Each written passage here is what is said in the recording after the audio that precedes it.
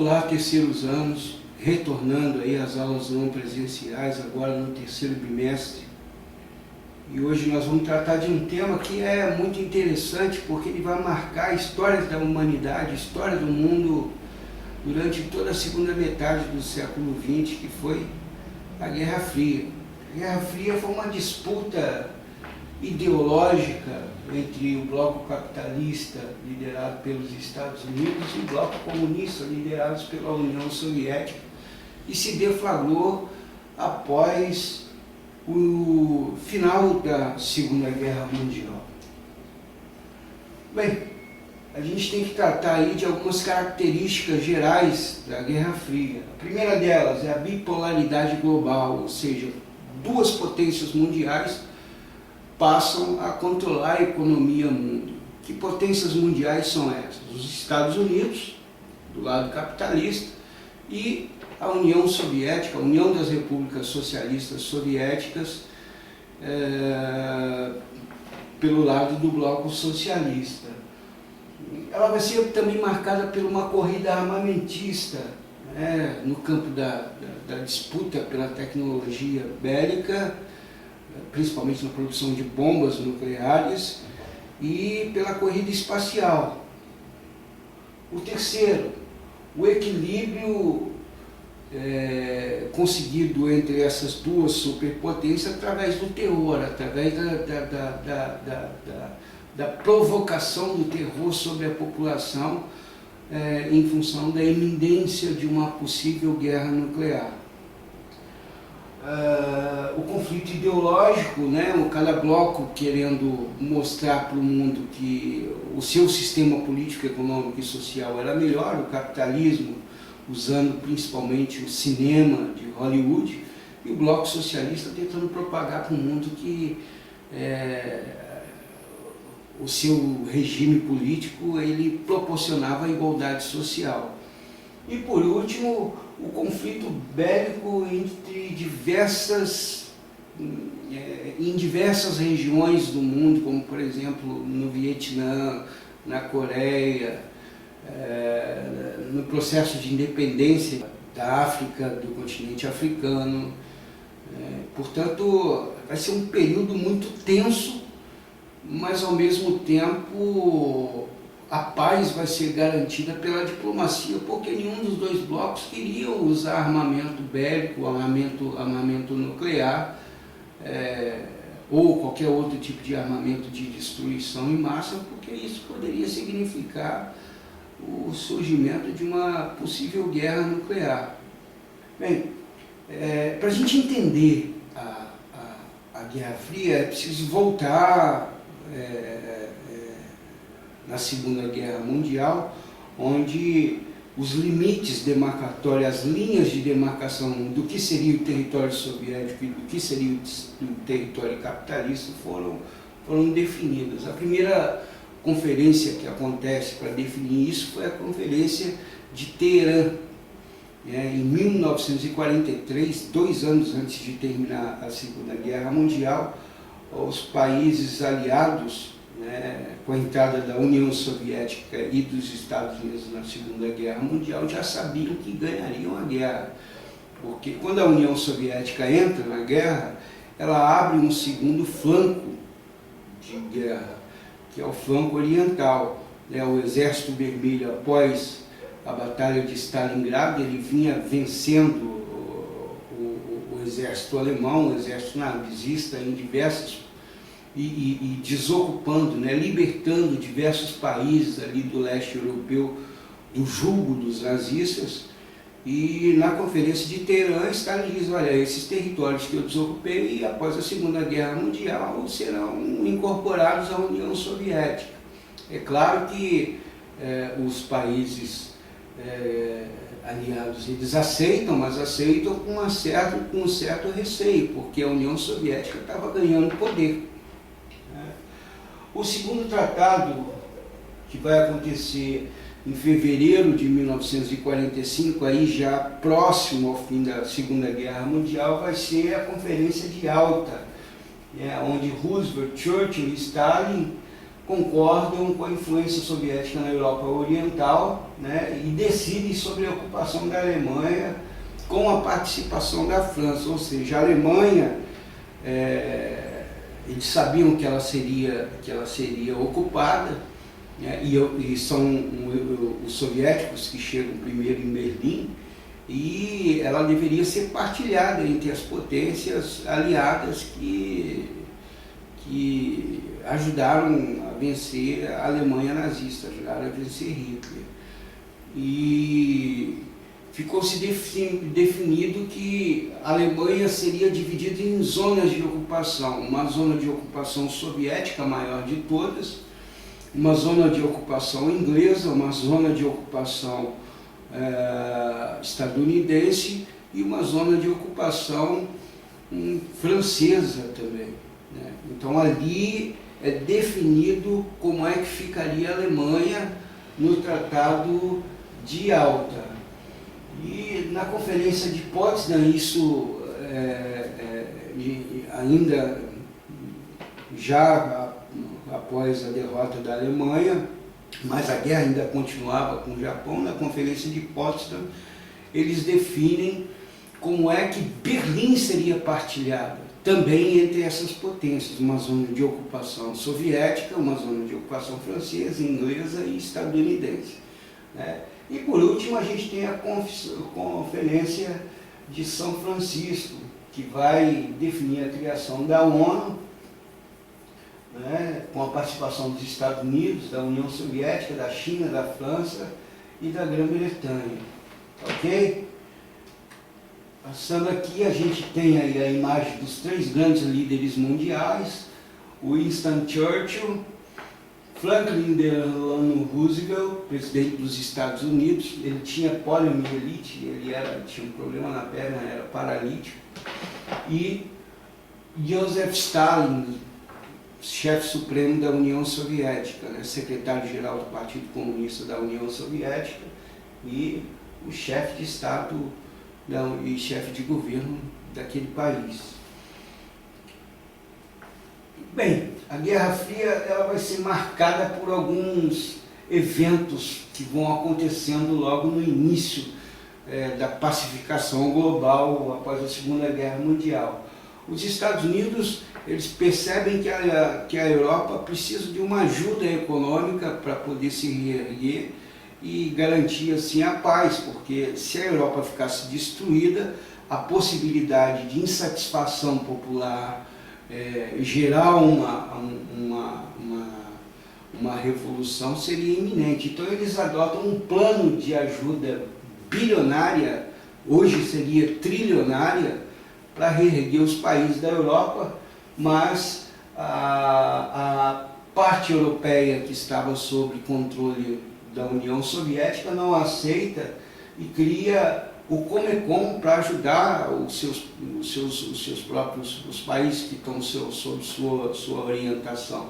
Então, de um lado, o bloco capitalista cria o plano Marshall e de outro lado eles criam o Comecon, o bloco socialista cria o Comecon. A Iugoslávia, apesar de ser socialista, recebeu a ajuda econômica do plano Marshall. E a Finlândia rejeitou, apesar de ser capitalista. Olha só, para vocês verem como é que é. É criado também a OTAN, né, a Organização do Tratado do Atlântico Norte, né, uma aliança militar para impedir o avanço do bloco socialista para além das linhas definidas ali no Tratado de Teherã, no Tratado de Yalta, no Tratado de Potsdam e na Conferência de São Francisco. E os soviéticos criam o Pacto de Varsóvia para ajudar a conter qualquer possibilidade também de avanço capitalista sob a linha definida. Então, havia também uma política de alianças militares, tanto de um lado quanto de outro.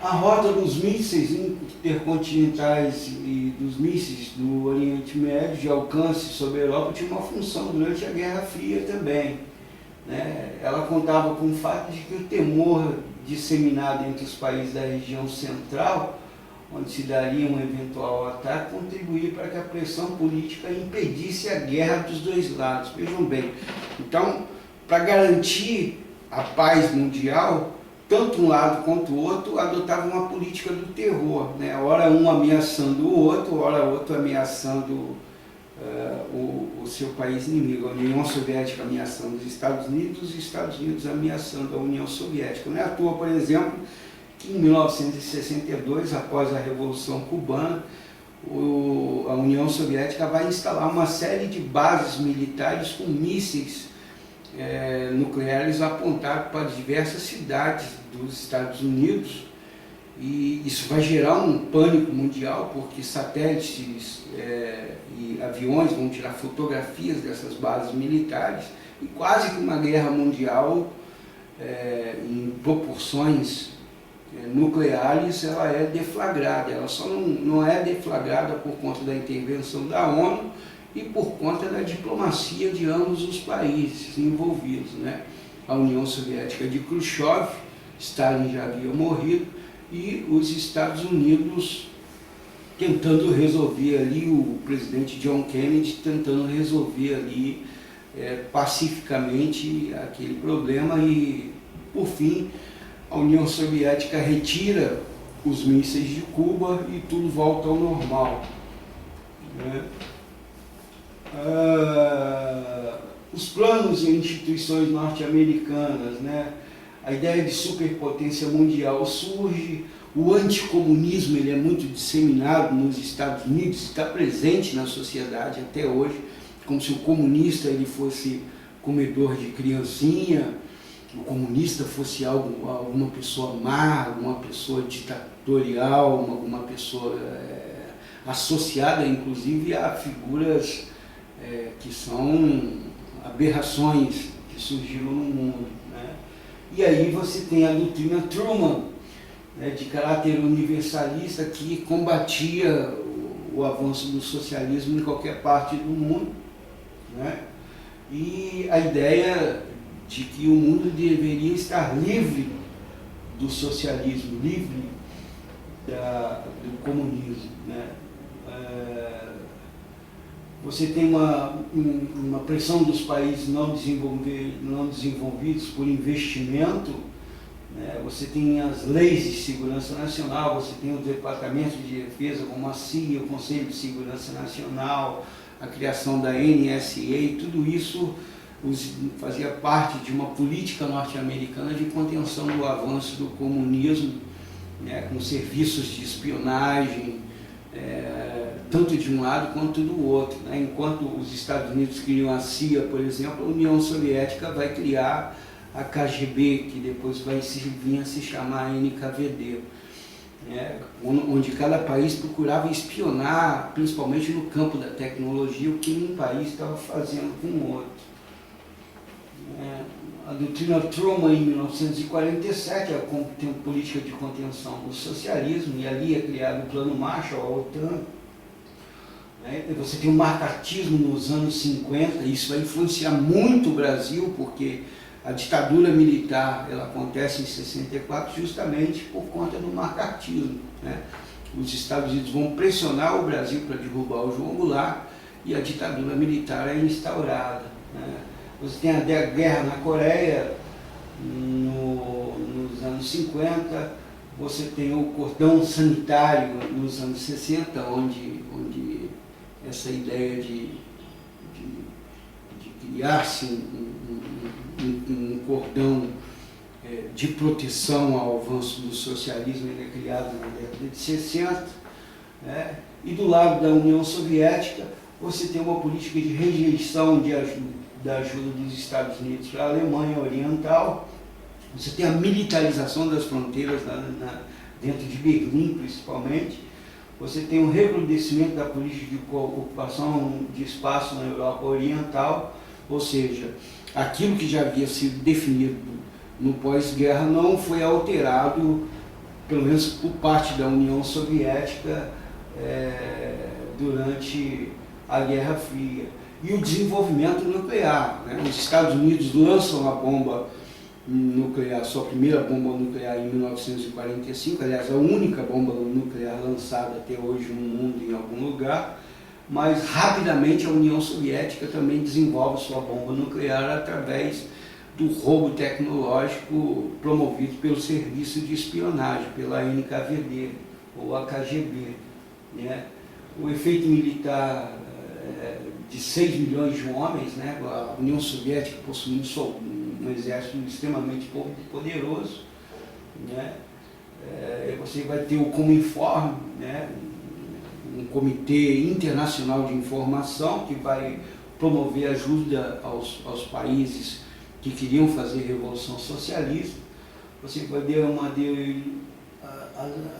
dependência absoluta, né, por parte da Polônia e da Hungria relativa à União Soviética, e uma dependência relativa da Tchecoslováquia e da Iugoslávia em relação à União Soviética. Não é à toa que a Iugoslávia, após a morte de Stalin, ela não vai se alinhar mais à União Soviética, né?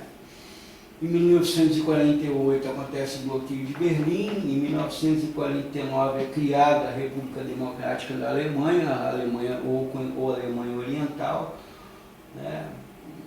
Em 1955 o Pacto de Varsóvia, em 1961 o Muro de Berlim, e em 62 a crise dos mísseis na União Soviética, conforme eu falei para você. Aqui a gente tem como é que Berlim foi partilhado. Você vê que a maior parte de Berlim fica sob controle da União Soviética, a outra parte é dividida entre França, Inglaterra e Estados Unidos, né? Aí que você tem a zona de ocupação soviética e a área de influência estadunidense, capitalista, portanto. Isso daqui é chamado de cordão sanitário, tá? Essa linha ninguém podia ultrapassar, né? Nem o Bloco Socialista podia ultrapassar na direção leste, nem o Bloco Socialista podia ultrapassar na direção ocidental, né? E aqui você tem uma configuração do que vai ser a Europa após a Segunda Guerra Mundial. Vocês veem que a União Soviética vai se tornar realmente a maior potência do mundo, né?